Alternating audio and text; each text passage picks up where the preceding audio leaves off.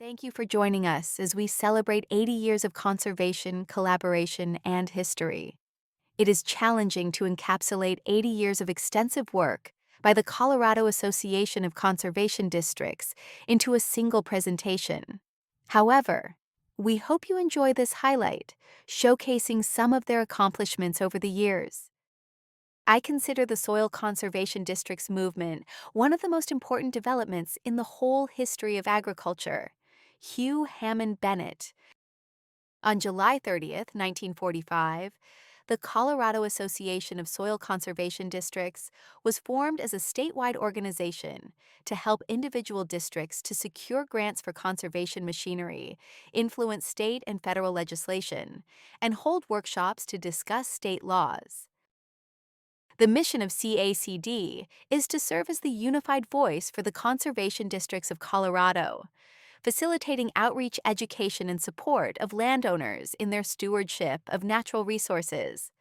This picture, dated December 17, 1952, shows CACD President L.B. Castleman, Vice President Clarence Svedman, and Acting Secretary Mary Manzalillo getting prepared for the 8th annual meeting at the Shirley Savoy Hotel in Denver, Colorado. Here is a glance of meeting minutes from February 1946. Our state soil conservation law is badly in need of an overhaul job. Equipment policies and programs are badly in need of attention. This is your opportunity to render a real service to your state. Consequently, if you are interested in really doing something on a statewide basis about this problem, you should by all means plan to attend this meeting. Let's all pull together on this job and accomplish the objective for which we organized.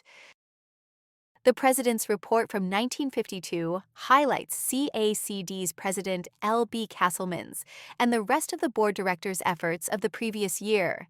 L.B. Castleman was CACD's president from 1949 to 1953. He is considered a pioneer conservationist and founding member of the Moffett, Hooper, Mosca Service League for his many years of dedicated service to the preservation of the natural beauty of the San Luis Valley. You can find this memorial dedicated to LB in the San Luis Valley near Mosca when heading towards the Great Sand Dunes. Displayed are the 1957 CACD dues and budget, along with the 1958 budget. Also featured is a seal from 1960's letterhead and the cover pages from meeting minutes in 1975 and 1977. To remind Americans of their responsibilities to God and to society to conserve and wisely use this country's natural resources, Colorado Governor Love proclaimed Soil Stewardship Week, May 19th through the 26th in 1963. Governor Love signed a proclamation urging all citizens, rural and urban, to give special thought to the blessings as well as the problems related to their soil and water assets. It is assumed that all members of all boards of supervisors have contacted their respective church leaders, with the possibility that many ministers, priests, and rabbis will find it possible to devote at least a portion of their sermons to soil stewardship during this special week. In 1982, CACD welcomed its first female member to the board of directors. Callista Billy Graves, who was born in La Junta, Colorado, went on to become CACD's first female president from 1990 to 1993. We proudly celebrate 80 years of dedicated service from the CACD board directors. For 8 decades, these visionary leaders have shaped the direction of CACD. Their collective wisdom, strategic foresight, and tireless efforts have been instrumental in navigating challenges, seizing opportunities, and fostering growth, ensuring the enduring success and relevance of CACD. Most current and previous CACD board members are farmers and ranchers and have served on or are currently serving on their own local conservation district boards.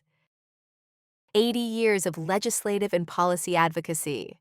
For 80 years, the Colorado Association of Conservation Districts has advocated for Colorado's natural resources and conservation districts, They serve as the unified voice for the state's conservation districts, seeking funding, resources, and policies to enable critical land and water stewardship. An update from the Legislative Committee's minutes from November 1977 shows a resolution recommending that the Colorado State Soil Conservation Board investigate possible changes in the State Soil Conservation District Act to facilitate financing conservation districts through mill levies. Pictured below is Colorado Governor Richard Lamb signing the 1981 Soil Stewardship Proclamation in his office on April 23, 1981. Present for the signing were representatives from CACD, NRCS, and the CSCB. A 1997 article featured a headline announcing that the Colorado legislature had increased funding for conservation districts. Glenn Anderson, then CACD vice president, commented on the development, stating, "These funds show a commitment by the legislature to strengthen conservation programs and cost share in Colorado." Pictured are CACD lobbyist Brett Moore, Senator Cleve Simpson, and CACD President Jim Cecil from 2022. Also pictured are CACD Director Scott Jones and CSCB Director Nikki Brinson in Washington, D.C. Celebrating 80 years of partnerships. This 1984 diagram depicts the collaborative spirit and interconnectedness that define shared objectives. Let's highlight the enduring cooperation and mutual support that has been foundational to 8 decades of adapting, innovating, and growing together. In April 2019, CACD President Scott Jones, along with Randy Randall from NRCS and Nikki Brinson from CSCB, visited the state capitol. They presented their partnership to the House Rural Affairs Committee, detailing their collaborative efforts and work on behalf of private landowners and conservation districts. 80 years of outreach and education. The programs and their names may have evolved over the years, but one constant remains the same. CACD recognizes the significance of investing in the future of conservation and education of our youth. Camp Rocky. Since 1964, Camp Rocky has been empowering future stewards of the environment. Students engage in natural resource conservation lessons and enjoy traditional camp activities under expert guidance. In 1980, Camp Rocky became co-ed for the first time. Prior to that, it had been divided by gender. Envirothon. In 1979, Pennsylvania's Environmental Olympics, later Enviro Olympics, began as a high school competition to engage students in natural resource conservation. Colorado Envirothon was established in 2012 by various agencies and organizations, including CACD. Its first state competition held on May 5, 2013.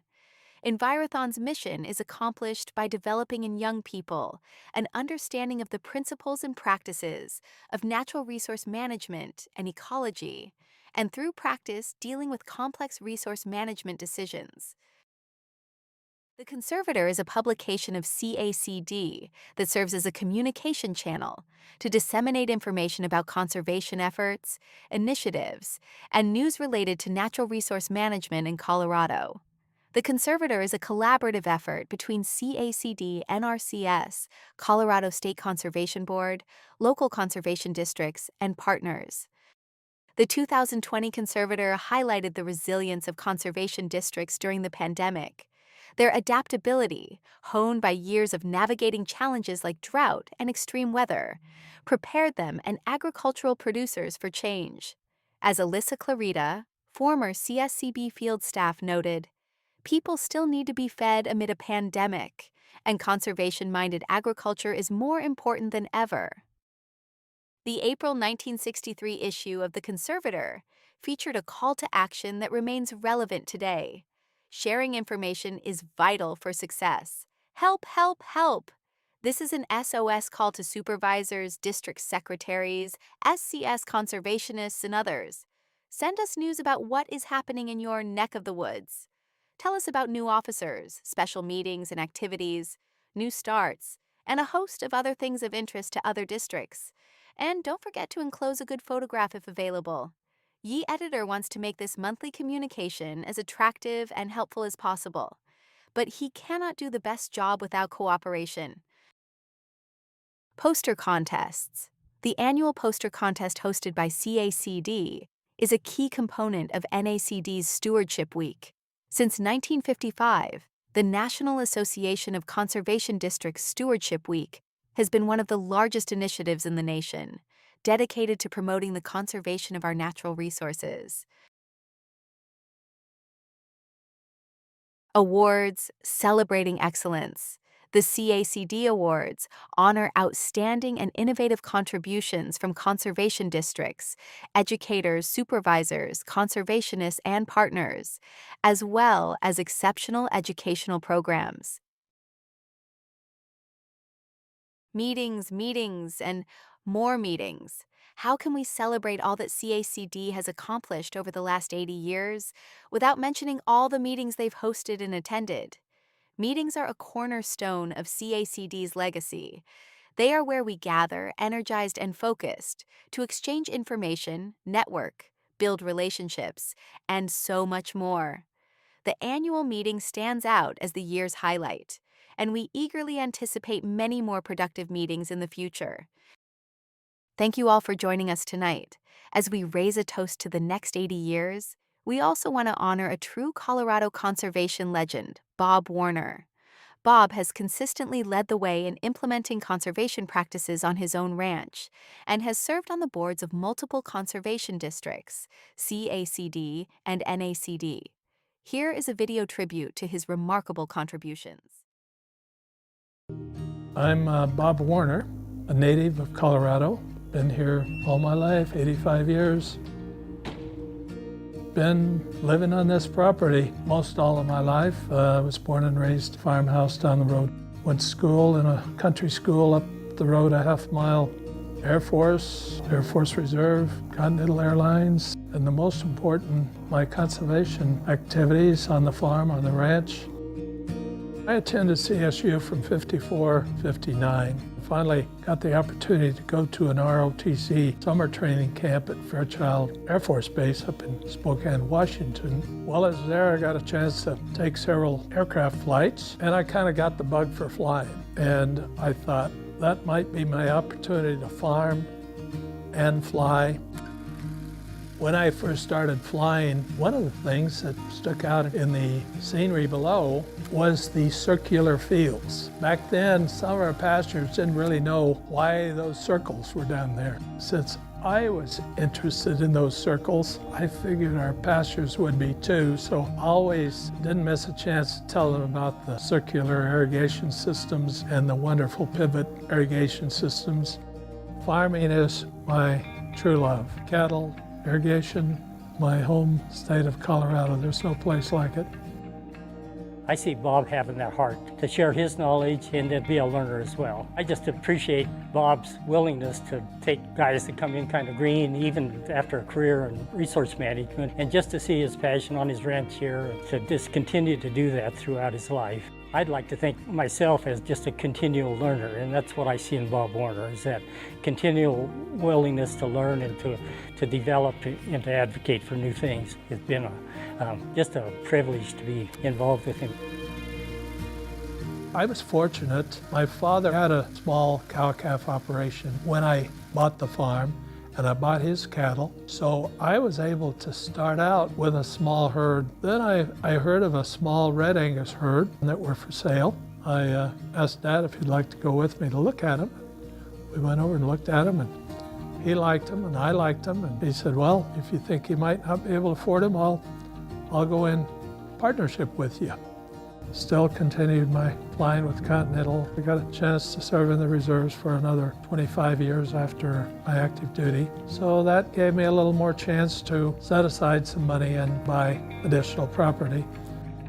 Bob has been a driving force in several conservation districts for almost 50 years. He has served Colorado very well in a leader of conservation practices on his farm. He's a community-minded individual. He's just an amazing man. Colorado can be proud of him because he served his country, came home and he developed his property, and he's tried to preserve conservation, whether it's rangeland or cropland, for the future generations. I guess I was at my folks' house for lunch one day. I got a call from Cecil King with the Platte Valley Conservation District. He said, would I be interested in serving on the Conservation District Board? I said, well, yes. It would help me become more knowledgeable about conservation practices. Eventually, I got the opportunity to serve as the Upper South Platte Watershed Director, serving on the CACD board. By going to and participating in national activities, I eventually got the opportunity to serve as our national director. Then, with the National Conservation Foundation, it became more active, and I was asked to serve as a trustee on that board also. Bob Warner, he mentored me, and he was truly my mentor to the national level. He's been a huge contributor at every level to the conservation movement in this country. We attended national meetings together. We represented Colorado at the national level. I just can't state it strongly enough how well respected Bob Warner is on a national scale, and everybody from Colorado benefits from that. Since I was born on the property, I know the property quite well. We've been trying to do conservation practices, concrete ditches, underground pipelines, divider fences for our cattle. It was all with NRCS. The circular fields, that's one of the things that's cut down our water loss from runoff. The pivot systems has cut down on erosion a great deal. And that can be a direct result of our conservation programs through the NRCS and their cost-sharing programs. So most of that water stays on the land. They have contributed greatly because oftentimes you really question yourself whether you can afford to do something if you had to pay for everything. But if the NRCS is cost-sharing, then you feel like I can afford it and it is worthwhile. And not only their monetary contributions, but their technical assistance, that sort of thing. A lot of these things, I wouldn't have known how to do it without NRCS to work with me. The windbreaks have really been good for the cattle and also to cut down some of the wind erosion. They've been very helpful, and they've been also a cost-sharing program. I've been able to include that into my EQIP programs and so forth and get some cost-sharing from the tree planting and the drip systems and irrigating the trees and so forth. We like our trees. And the Colorado Department of Ag has done a lot for us too, and helped Colorado Association of Conservation Districts and manage and monitor us and help us with our funding. We couldn't work without our partners, our wonderful partners. Bob has taught me patience. He knows what he wants, and he's not afraid to speak up for it, but he is always patient and kind. It's wonderful to see somebody be so passionate about their land and conservation. He has taught me so much about understanding what farmers and ranchers go through, the decisions they've had to make, the challenges they have on their farm. I have become a lot more understanding and happy to meet the producers where they are and listen to what their needs are to figure out how I can help them. That's been very beneficial working with Bob. I have recently enrolled within NRCS in an ag conservation easement program, and all of my farm is being enrolled. That will guarantee this property will always stay in agriculture. It will not be sold for housing, for development, for any sort of industrialization. That's probably one of the best feelings that a landowner could have in knowing that his farm, his ranch is being cared for. The youth are our future. We can't carry on without a good youth group. I have a small scholarship up at CSU that I support, and I've had the opportunity to work with various groups. Bob's done a lot of work over the years in conservation. Bob's also mentored 2 or 3 other employees over the years, young folks that come into the agency that don't have a background in agriculture, and he'll bring them out and talk to them about livestock production, crop production, and hay production, and help them have a better understanding of what farmers and ranchers go through when they have to make day-to-day decisions. A person like Bob has lived a life of service. It's been a real honor and a privilege. I'm real happy with the future of the property. I'd like to be here where I can see the ranch, see the cattle, see the farm, see the irrigation systems, see what I've been working for all my life.